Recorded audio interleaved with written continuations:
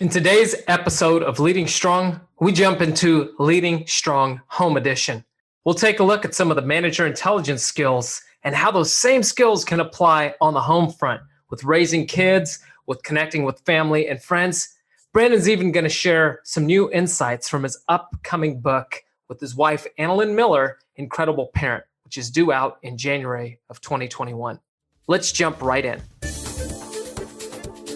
Congratulations! You are tuned into Leading Strong, the place to be to level up your leadership effectiveness on one of your most important roles, engaging your employees. Managers are responsible for at least 70% of their employees' engagement. The best managers, like you, lead strong by constantly honing and developing the skills needed to keep their teams engaged. Your hosts, Darren Veresamy and Brandon Miller, are the co-founders of 34 Strong, a company that creates great places to work. Their team has worked in Fortune 500 companies, government agencies, and small businesses to lead strong. Now over to Darren. Welcome to Season 1 of Leading Strong, where we will dive deep to grow your manager intelligence. I'm your host, Darren Veresamy, here to serve you in your continued discovery and growth to lead strong.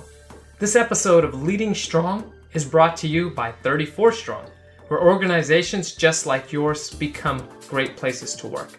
To find out more, check out 34strong.com. Well, hello, Brandon. Hey, Darren.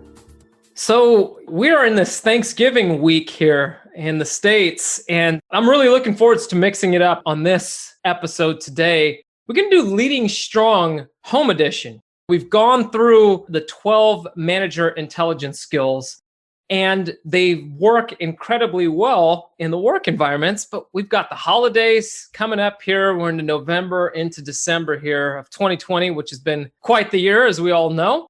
And we're going to be interacting. I don't know how much time we'll be spending in person or virtual, depending on where you're at, what's going on.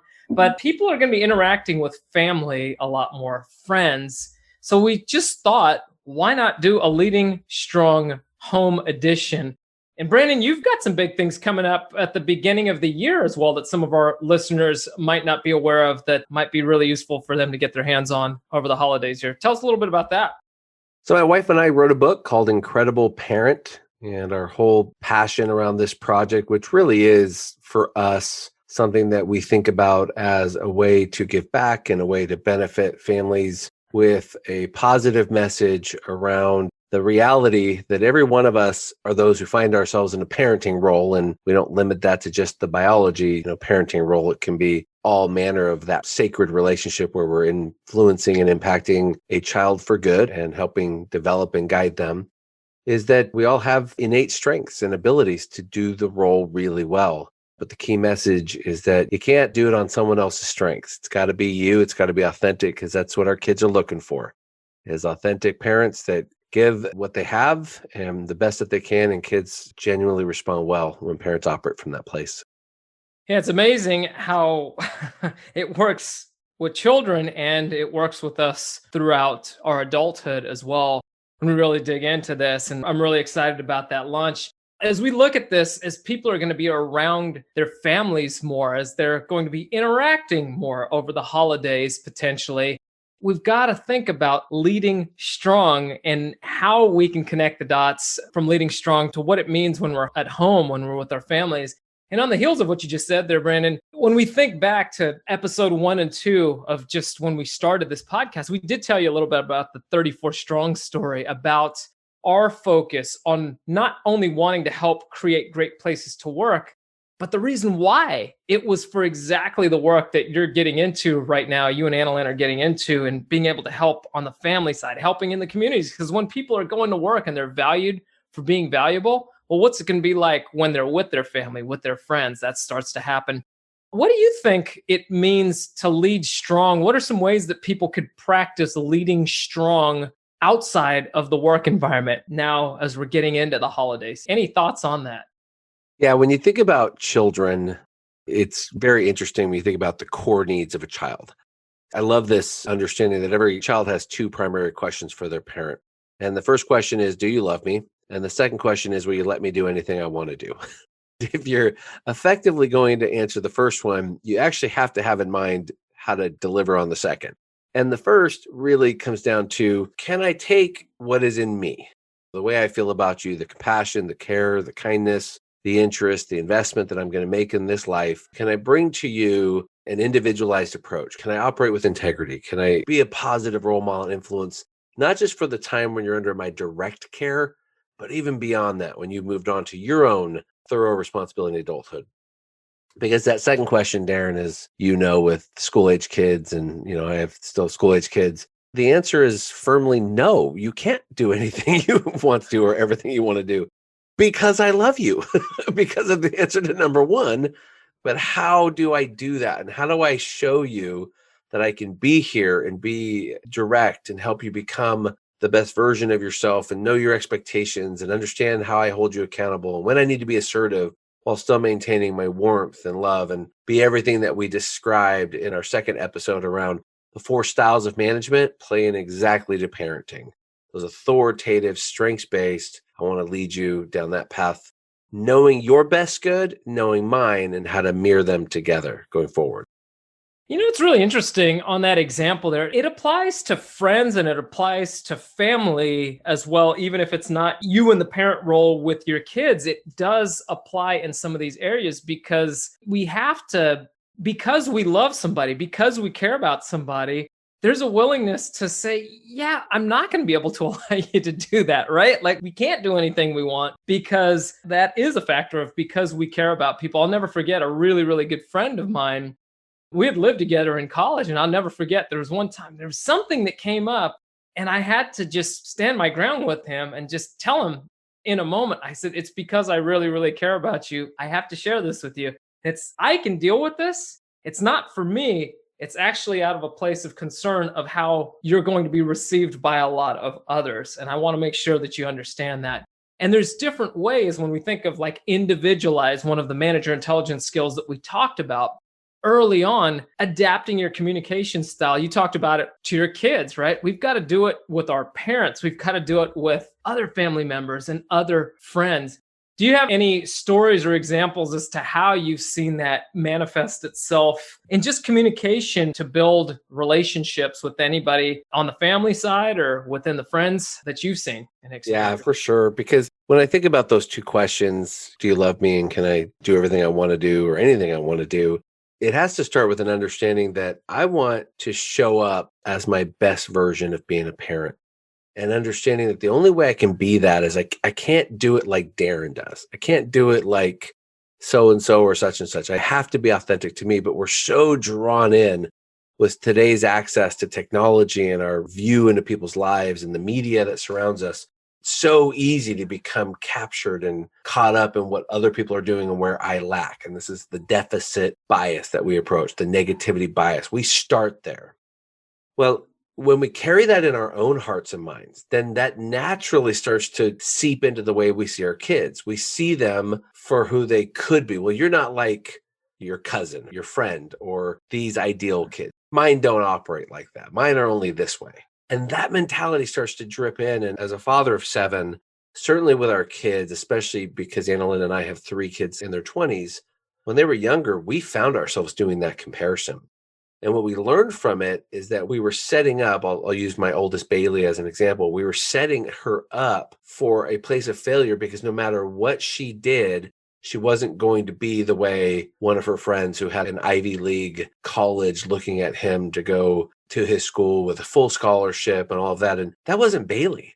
Bailey was this theater kid who loved to do hair and makeup. She loved to be in that performing space. And as much as I may have loved for her to go to an Ivy League college, that wasn't her path. And so at some point along the way in raising her, we had to come to terms with, my daughter wants to go to cosmetology school. My daughter wants to cut and color hair. And you know what? I'm good with that. That's who this kid is. That's how she's made.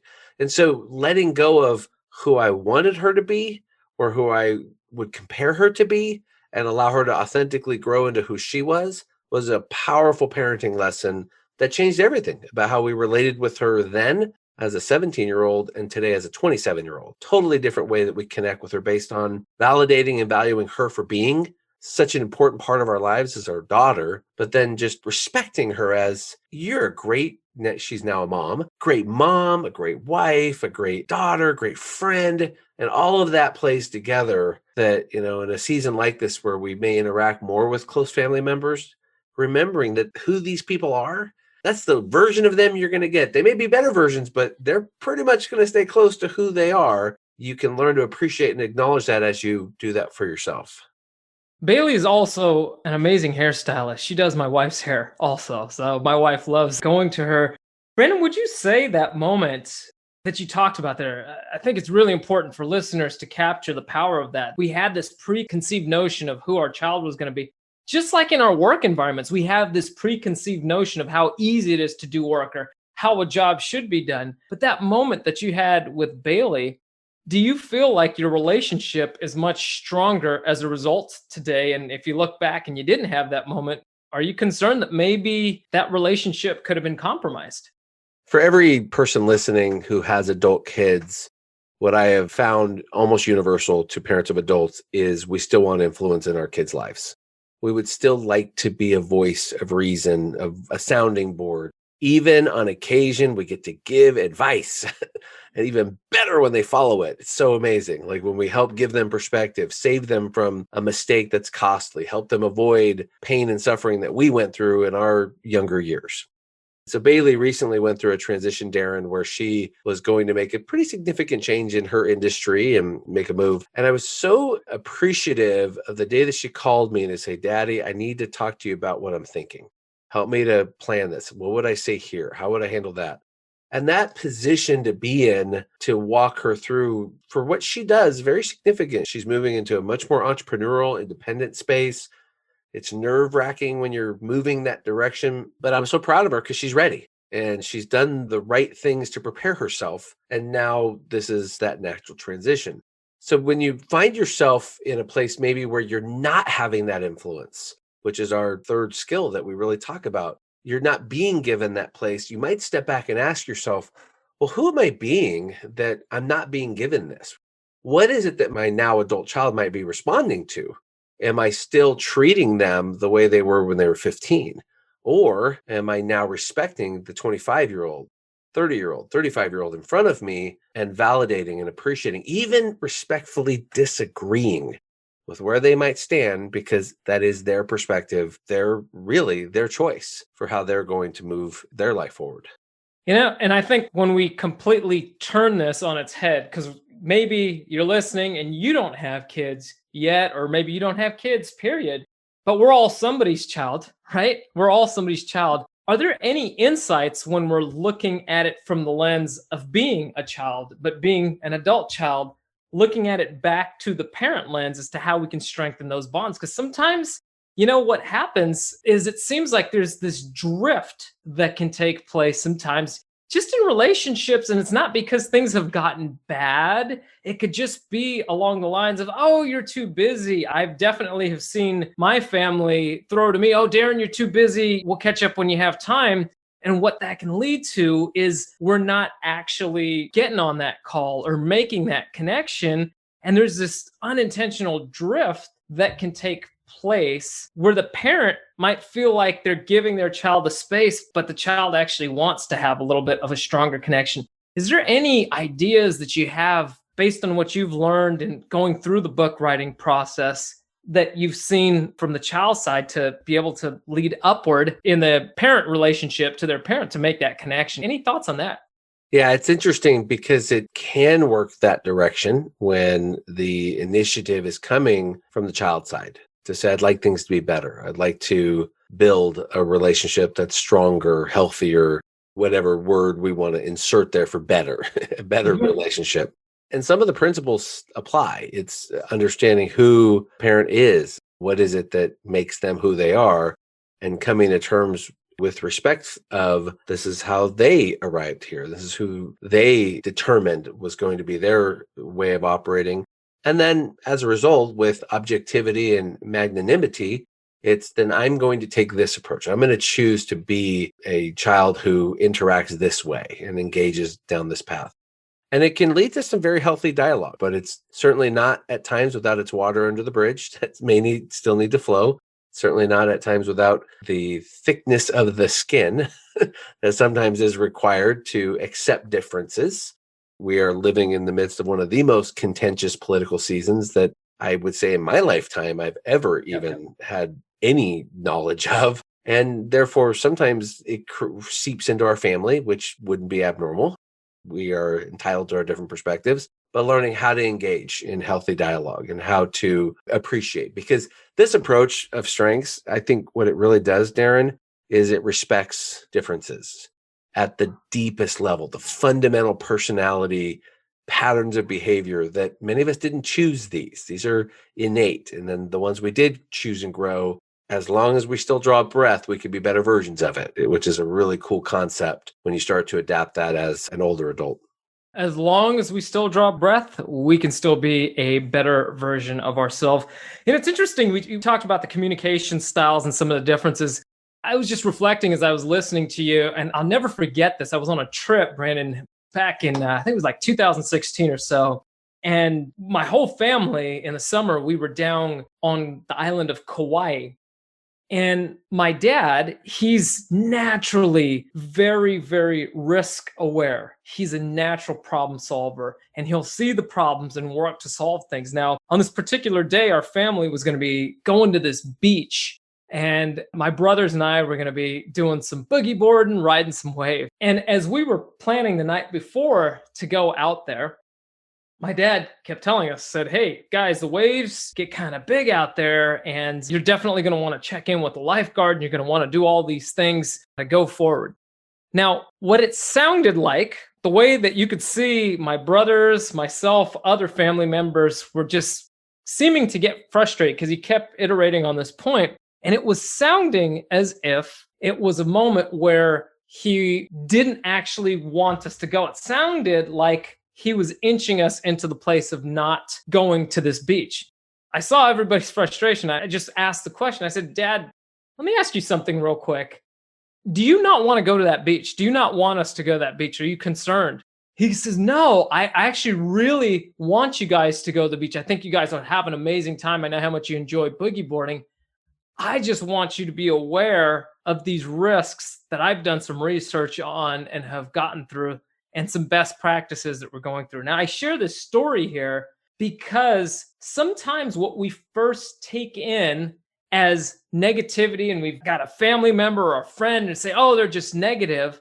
I know this personally, and I can confess, I didn't know that through a good chunk of my adult life and many, many years ago, that my dad was always coming at things from that lens, but it was being received in the way that he didn't intend. And that could easily get us to a position where you could be at arms, you got to get to the water under the bridge moments. But I know for me, it was a turning point conversationally. And I just wonder if, as you're listening, as you're tuning in, if you're having somebody that's of challenge in your life, whether it's a parent, whether it's a child, whether it's another family member, is there an opportunity to ask some clarifying questions? Go back, listen to some of the episodes that we've talked about before, and think of some of the questions that you can ask to really understand where that person is actually coming from and what their intentions are. Because a lot of times what we're receiving is not what the intentions are of others going through.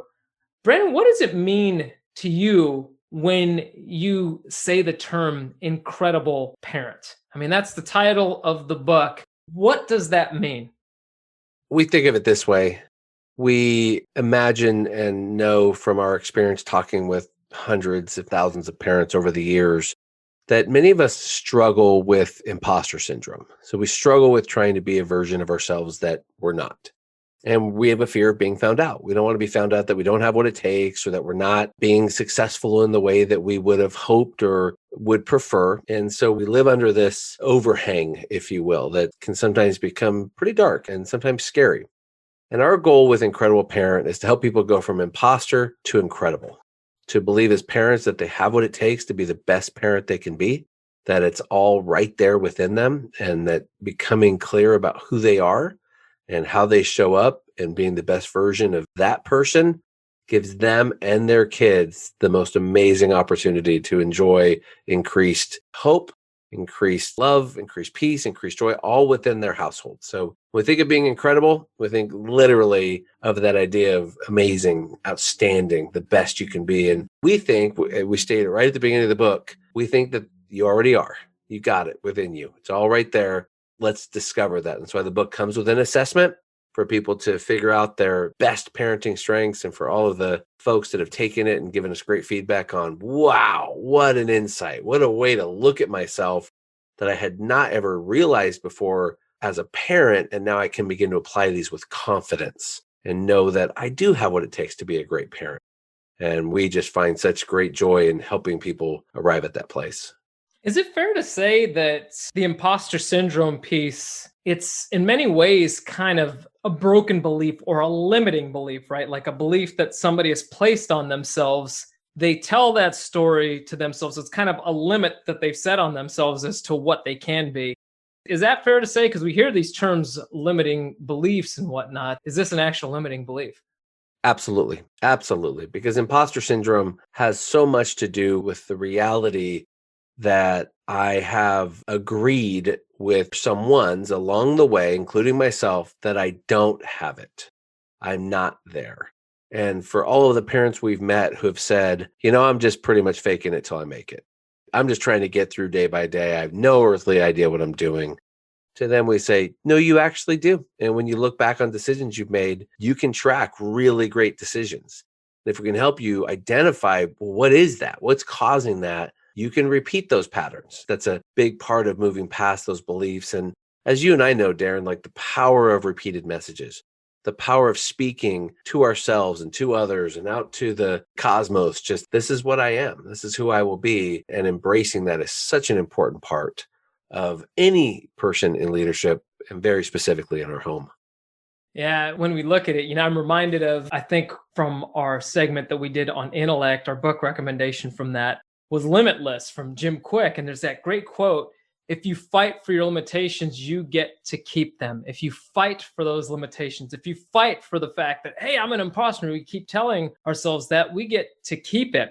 And is there also something to be said for parents as well? And just for us as humans, it's okay to make a mistake. Because I think we create this pedestal. It's not, there's the imposter piece, and then there's this level of perfection that's superimposed that we put on ourselves, and that maybe we see there's people interact on social media and something looks far more perfect there than it actually is. And even the way that we interact in person, and we can actually lose sight of the fact that, hey, it's okay to make mistakes. I think a great analogy I've heard is something along the lines of, a great baseball player. What is it? They're only hitting, what, 30%? 30% is amazing. What's that? And that's a really good one. That's amazing, right? That's top of the game, right? An incredible musician wins a Grammy or something like that. They might win one Grammy, or they might have that one song that kind of breaks through. How does that play into our perspective from a parenting lens? And then we can draw the line there and say, okay, for those of you that aren't parents, but just in how you show up, in how you're becoming that best version of yourself. Well, I'll say this. Having written a parenting book, I've heard it said, be careful you ever write a marriage or parenting book, because 6 months later, you will realize that you're not qualified because you have figured out all of the ways to defy every good piece of advice you wrote about in your book. And so I don't think any of us would be able to write books like this if we had to establish perfectionism as our standard, because the reality of relationships is they're messy. Just like in the workplace, home relationships are messy, and it's progress over perfection. It's the willingness to keep going, to acknowledge when you're wrong. I think the most important part of being an incredible parent is the willingness to admit when you're wrong to your kids. No matter what age or stage they are, the willingness to acknowledge, I could have been better. I could have done that a different way. I'm going to choose a different path. And our kids, just like our society, we're very forgiving in nature. We want to forgive contrite. We want to forgive people that will challenge themselves to say, I could do this better. And I think that's a huge part of showing up authentic and being a great parent. And it's also truly part of being a great manager. a great friend, a great partner, spouse. All of those play into those mindsets that we talk about here. So, as you're tuning in, as you're listening to this episode, just really think through what are the ways that you can embody some of the principles that you've learned from Leading Strong over the course of the 12 manager intelligence skills that we've talked about. What are some of the ways that you can have these show up in the holiday season that's coming up? We don't know what that's even going to look like this year. There's a lot of things that we aren't going to be doing, but you will still very likely have a lot more interactions with certain friends, family, even if they're virtual in different ways. You're going to have them. And what can you take to heart from what we've covered? Brandon, any final thoughts as we're wrapping up on how people can just close out and kind of be aware of those limiting beliefs, but also to distance themselves from them to create empowering beliefs?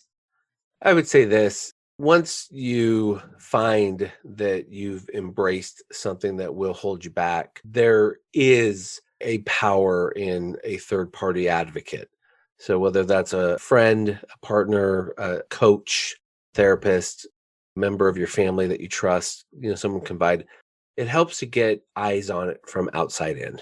Sometimes when we notice things within ourselves, we're so in it, we're so surrounded by it, it's hard to get on top of it and look down and see it objectively. And it's a wonderful place to begin. And sometimes you can do that on your own with books, because those are essentially third-party voices. You can do it through a podcast. You could do it through learning at a conference. But getting to the place where I'm not going to stay here, I'm going to choose to advance, and then realizing that you really are choosing just to take one step at a time, that it's not going to happen fast. It is progress, not perfection. And taking a piece at a time really makes the difference.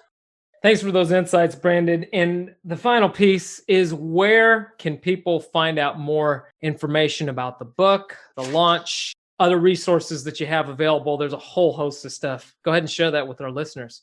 Yeah, if you go to Amazon and look up Incredible Parent, Brandon Miller, you will find the book is on pre-order, and the official launch date is January 5th. And that's currently, all other retailers will have it. So Barnes & Noble and other places where you can go online, which most people seem to prefer these days. You can go and order there and find the book on pre-order, and it'll be delivered on or around January 5th. Excellent. And did you guys have a website as well for any other resources that you want to share? We do. Incrediblefamily.com. Incrediblefamily.com is where someone would go to get any information about the Incredible Parent Assessment and some other resources available to us. Absolutely, including blogs and upcoming podcasts that is getting started. So I know as a parent, as a spouse, there's nothing that I want more than to be successful as a dad. That's hugely important. And raise good humans. That's a big life goal of mine. It's just raising good humans, good people. Brandon, as always, it's a pleasure chatting with you. Thanks so much for your insights. If you're listening to this around the Thanksgiving realm, we're wishing you a very happy Thanksgiving. If you're catching this at some other point, we wish you a happy day anyhow. And we're thankful for you for tuning in. We'll catch you next time. Thanks. If you want to continue your growth in Leading Strong by hanging out with others committed to Leading Strong, join one of our LinkedIn or Facebook groups by looking for The Leading Strong Show. The truth is, organizational results like productivity, profitability, and low employee turnover rise and fall based on employee engagement. The world is starving for strong leaders, as they not only impact an organization's performance, they create massive influence on an employee's overall health and well-being. If you want to learn more about becoming a great place to work, or 34 Strong's signature Leading Strong programs, simply go to 34strong.com, where you will also be able to access resources you can start using immediately and stay connected with us. I want to thank you for sharing this episode with everyone you know who will benefit. Be sure to subscribe through your favorite podcasting channels, and please leave us a review. A big shout out to Wendell Fishman for writing and arranging the tune Aunt Lion for Leading Strong. Remember, everyone deserves a great place to work, and any workplace can be great. You can create culture by intention and design, and change happens with every life you touch. I am Darren Verasamy, here to help you lead strong. Until next time, my friends, I'm out.